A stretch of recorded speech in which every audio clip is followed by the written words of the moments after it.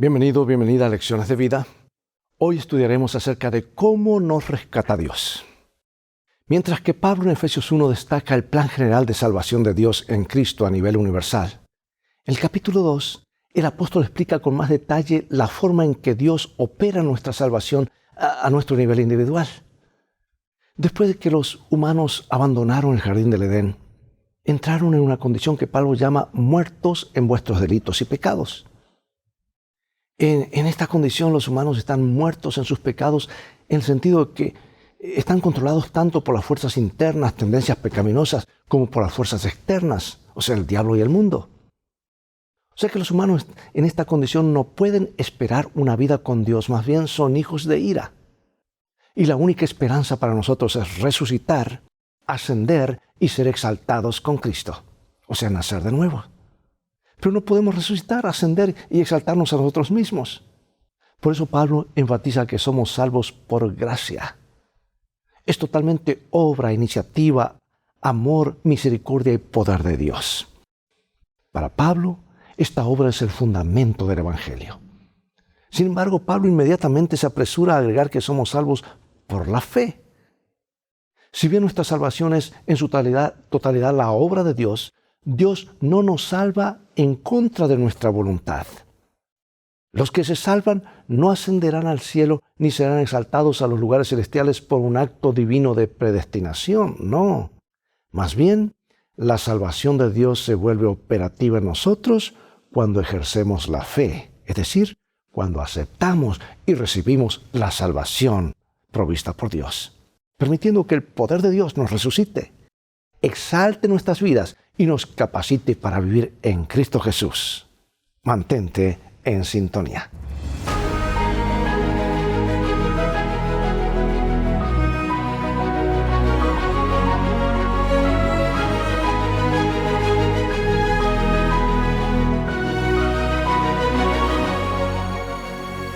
El versículo central con que comenzaremos está en Efesios 2, 4 y 5. Pero Dios, que es rico en misericordia, por su gran amor con que nos amó, aun cuando estábamos muertos en pecados, nos dio vida junto con Cristo. Por gracia ustedes han sido salvados. 14 de octubre de 1987, Jessica McClure, de 18 meses de edad, estaba jugando en el patio trasero de su casa, la casa de su tía, cuando cayó 7 metros dentro de un pozo abandonado. Su situación crítica atrajo a los medios de todo el mundo a Midland, Texas.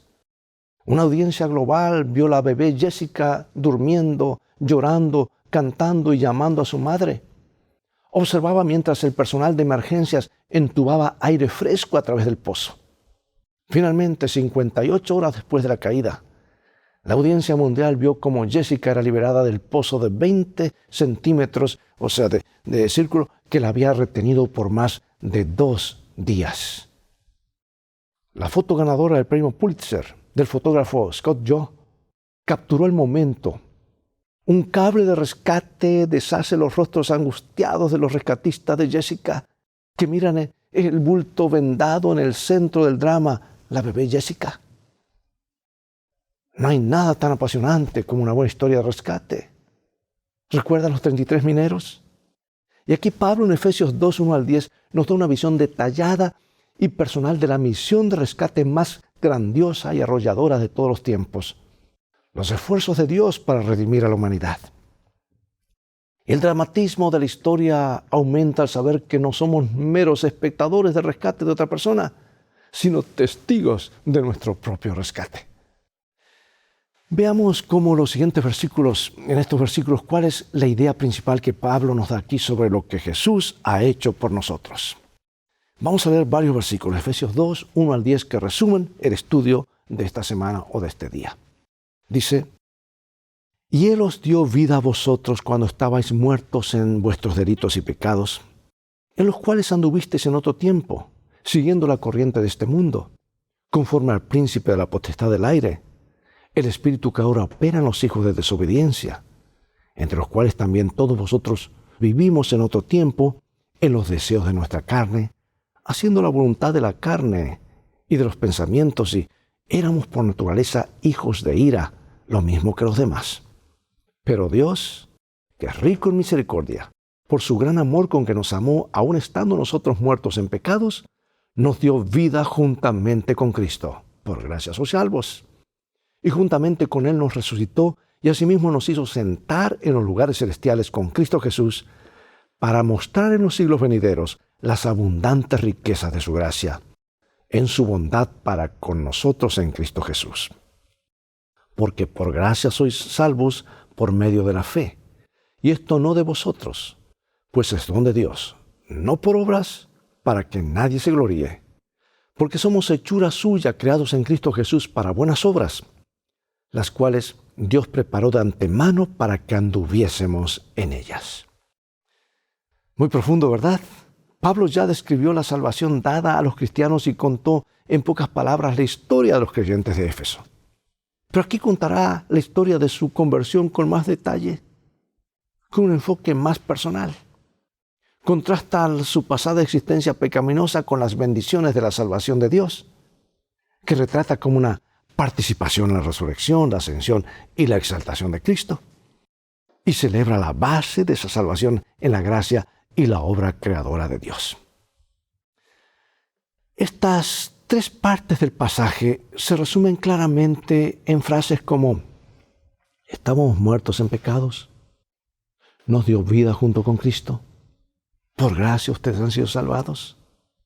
Y Pablo, amado, señala la triste realidad que vivía su audiencia antes de la conversión y la que vive la gente hoy, a menos que haya aceptado el regalo de la salvación. Y al notar que estaban espiritualmente muertos, ya que habitualmente practicaban el mal y vivían en pecado como estilo de vida, Satanás los dominaba. Dado que Pablo escribe a oyentes vivos, se refiere a ellos como en otro tiempo estabas muertos, en un sentido metafórico. Sin embargo, su situación era sumamente real y crítica, ya que en otro tiempo estuvieron separados de Dios, la fuente de la vida. Y al reflexionar sobre la vida pasada de sus oyentes, resulta que Pablo identifica dos fuerzas externas que los dominaban. La primera de ellas es la corriente de este mundo, o sea, las costumbres, el comportamiento de la sociedad de Efesia en general, la decadencia moral, espiritual, que desfiguraban la vida humana en su rebelión contra Dios. Y describe a Satanás de dos maneras, como la segunda, lo describe de otra manera, como la segunda fuerza externa que dominaba su existencia anterior. Dice: Él es el príncipe de la potestad del aire, ya que el aire o los cielos o los lugares celestiales se identifica como la ubicación de los poderes sobrenaturales, incluidos los malignos. Además, está activo en la tierra, ya que es el espíritu que ahora opera en los hijos desobedientes, dice. Yo pregunto, amados, ¿qué nos enseña estos versículos acerca de la realidad del gran conflicto? Es real, no estamos en terreno neutral. O estamos con el Señor o no lo estamos. Y al mismo tiempo, ¿cómo podemos obtener consuelo y esperanza sabiendo que Jesús ha sido victorioso y que podemos participar de su victoria ahora? Ese es el anticipo glorioso que tenemos como hijos de Dios. Las cosas van a terminar bien si seguimos el plan que Dios tiene para cada uno de nosotros. Y al margen de la intervención de Dios, la existencia humana está dominada no solo por las fuerzas externas mencionadas, sino también por las internas. Porque dice, nuestra naturaleza está inclinada hacia el mal, los deseos de nuestra carne, dice, haciendo la voluntad de la carne y de los pensamientos. ¿Qué quiere decir Pablo al afirmar que sus oyentes en otro tiempo eran por naturaleza hijos de ira, igual que los demás? Bueno, la realidad actual de la vida perdida, de una vida que ha sido perdida, ya es bastante angustiante. Pero sus implicaciones para los últimos días son aún más aterradoras. Porque los seres humanos, siendo por naturaleza hijos de ira, igualmente que los demás, están bajo la amenaza del juicio de Dios en el tiempo del fin. La frase por naturaleza hijos de ira también apunta a otra realidad abrumadora. Si bien todavía poseemos la imagen de Dios, hemos llegado a comprender que hay algo profundamente malo en nosotros, en nuestra naturaleza. Y pecado, amados, es más que lo que hacemos, es lo que somos en nuestra naturaleza. Por ende, vivir la vida cristiana entonces no es solo una cuestión de vencer uno o dos malos hábitos o superar todos los delitos y pecados que nos amenazan hoy por hoy. No solo luchamos con los pecados, sino con el pecado que es nuestra naturaleza. Y es un problema que humanamente no tiene solución. Es solamente la gracia, el regalo de Dios, que nos da el poder para vencer. Tendemos a la rebelión contra Dios y a la autodestrucción. Los seres humanos por defecto están atrapados a un patrón de comportamiento pecaminoso y autodestructivo, siguiendo los dictados de Satanás y nuestros propios deseos pecaminosos innatos. O sea, tenemos todas las de perder y esas son malas noticias. Nacemos con el certificado de función sobre nuestra cabeza. Estamos inclinados hacia el mal y a menos que un nuevo nacimiento obre nuestra vida, estaremos perdidos para siempre. Y él dice que los creyentes en otro tiempo eran por naturaleza hijos de ira. Es prudente notar que Pablo emplea un término pasado. Dice, éramos por naturaleza hijos de ira. Y esto no significa que los creyentes ya no tuvieran una inclinación inherente hacia el mal, porque mientras estemos en este mundo, nuestra inclinación es hacia el mal. Pero podemos vencer, ser victoriosos y apuntar hacia el blanco elevado que Dios quiere que reflejemos su imagen. Y Pablo dedica una parte considerable de su carta a advertir acerca de los actos pecaminosos. O sea, los confronta. Estos están tan arraigados en la naturaleza pecaminosa y continúan siendo una amenaza para los cristianos. Sin embargo, si significa que este hombre viejo ya no necesita dominar al creyente, quien mediante el poder de Cristo puede despojarse del hombre viejo y vestirse del nuevo hombre, creado para ser semejante a Dios en justicia, en santidad y verdad. ¿Quién no ha advertido lo corrupta que es nuestra naturaleza aún después de habernos entregado a Jesús? ¿Qué debería enseñarnos esto sobre la importancia de aferrarnos a Él en cada momento de la vida? Ahora, como dice el apóstol, somos resucitados, ascendidos y exaltados con Cristo. ¿Y en qué sentido participan los creyentes de la resurrección, la ascensión y la exaltación de Cristo? ¿Y cuándo se produce esto? Efesios 2, 6 y 7. Y juntamente con Él nos resucitó, y asimismo nos hizo sentar en los lugares celestiales con Cristo Jesús, para mostrar en los siglos venideros las abundantes riquezas de su gracia en su bondad para con nosotros en Cristo Jesús. Hemos visto que Efesios es una carta impregnada de Cristo que destaca la solidaridad de los creyentes con Cristo. Y Pablo amplía este tema al utilizar 3 verbos compuestos para desplegar la sorprendente verdad de que, mediante las iniciativas de Dios, los mismos creyentes participan de importantes acontecimientos de la historia de la salvación que se centran en el Mesías, Jesús. Porque dice que los creyentes ahora resucitan juntamente con Cristo. Dice que nos levantó de la tumba juntamente con Cristo. Por eso habla del bautismo como un símbolo de esa resurrección.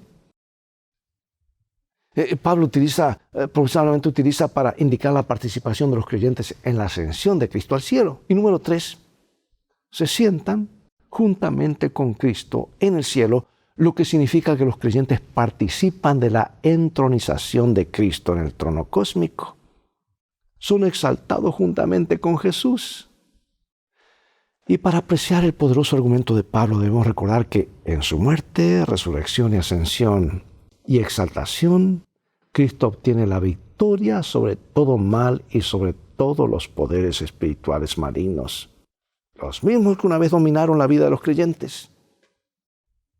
En la resurrección, la ascensión y la exaltación de Jesús, estos poderes, aunque todavía están activos y representan una amenaza para la existencia humana, ya fueron totalmente derrocados. Y ahora tú y yo tenemos que ponernos del lado donde Jesús nos da la victoria. Y ahí es donde viene nuestra lucha. Nuestra constante lucha contra el mal y es mantenernos cerca de Jesús tanto como sea posible. La realidad ha cambiado ahora. El creyente ya no son meros espectadores de otros eventos, sino que participan de ellos en forma personal e íntima. El hecho de que, ponte a pensar, que resucitemos, ascendamos y seamos exaltados juntamente con Jesús, nos abre un nuevo abanico de posibilidades. Porque tenemos el derecho de pasar de una existencia dominada por los demonios a una vida de abundancia espiritual y poder en Cristo. ¿Comprendemos la magnitud de esto, amados? Es como pasar de muerte eterna a vida eterna. Y eso es lo que el Calvario ha hecho posible. Las ceremonias de graduación son celebraciones maravillosas, ¿verdad? Ya sea en el jardín de infantes o en un doctorado. Una graduación marca un logro importante, el paso de una etapa diferente de la vida o la carrera. Es importante para nosotros como creyentes entender una verdad profunda del Evangelio, que es esta: nunca nos graduamos de la gracia. Nunca hay una celebración por haber obtenido nuestro doctorado en gracia, ni porque nos graduemos de nuestra necesidad de ella. Pablo confirma esta verdad acentuándola con una cronología expansiva. Dios ha actuado en el pasado en Cristo para redimirnos al identificarnos con su Hijo Jesucristo, de modo que en el presente seamos copartícipes de su resurrección, ascensión y exaltación. No obstante, el plan de Dios no termina con un pasado lleno de gracia y un presente bañado por la misericordia. El plan de Dios, cimentado en los concilios divinos de tiempos inmemoriales, se extiende para siempre hacia el futuro. Incluye todos los siglos venideros. Su plan para el futuro eterno se basa en el mismo principio que su accionar en el pasado y en el presente. El principio de la gracia. Dicen los siglos venideros. Dios espera demostrar la abundante riqueza de su gracia y su bondad hacia nosotros en Cristo Jesús. Y Pablo piensa en la gracia de Dios como un tesoro o una fortuna de valor insondable, de la que los creyentes pueden extraer riqueza para satisfacer cualquier necesidad. Esta gran generosidad de Dios hacia nosotros se convierte en una exhibición elocuente, eterna y cósmica de su gracia. Dice mi autora favorita: al venir a habitar con nosotros, Jesús iba a revelar a Dios tanto a los hombres como a los ángeles. Pero no solo para sus hijos nacidos en la tierra fue dada esta revelación. Nuestro pequeño mundo es el libro de texto del universo. El maravilloso propósito de la gracia de Dios, el misterio del amor redentor, es el tema en el cual anhelan mirar los ángeles, y será su estudio a través de las edades sin fin. Tanto los redimidos como los seres que no cayeron hallarán en la cruz de Cristo su ciencia y su canto.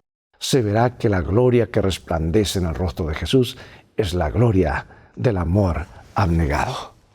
Maravillosas palabras. Y regresemos ahora a Efesios capítulo 2, versículos 1 al 10. Y concentrémonos en la conclusión de Pablo en los versículos 8 al 10. Veamos qué aspecto destaca al concluir el pasaje. Porque por gracia sois salvos por medio de la fe, y esto no de vosotros, pues es don de Dios, no por obras, para que nadie se gloríe.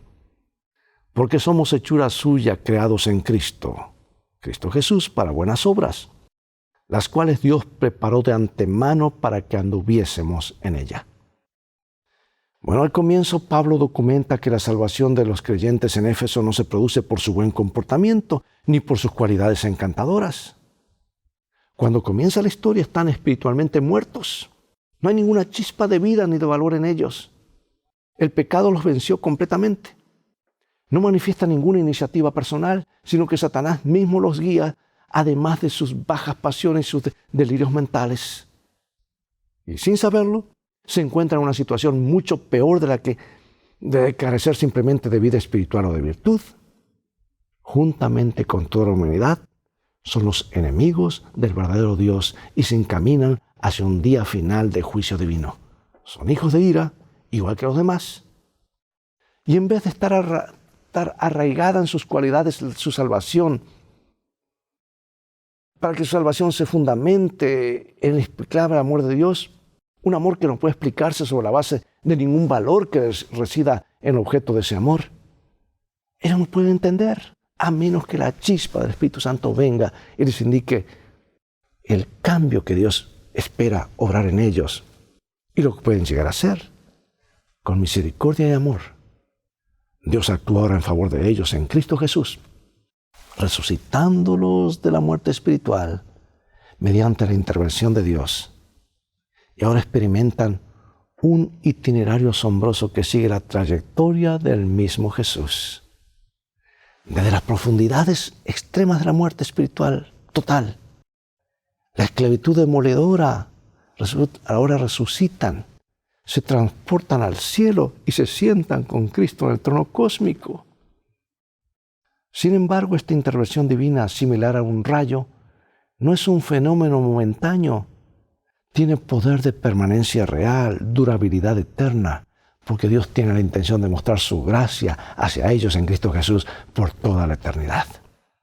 Y en su conclusión, en los versículos 8 al 10, Pablo retoma el tema con el deseo de asegurarse de que su argumento se mantenga firme.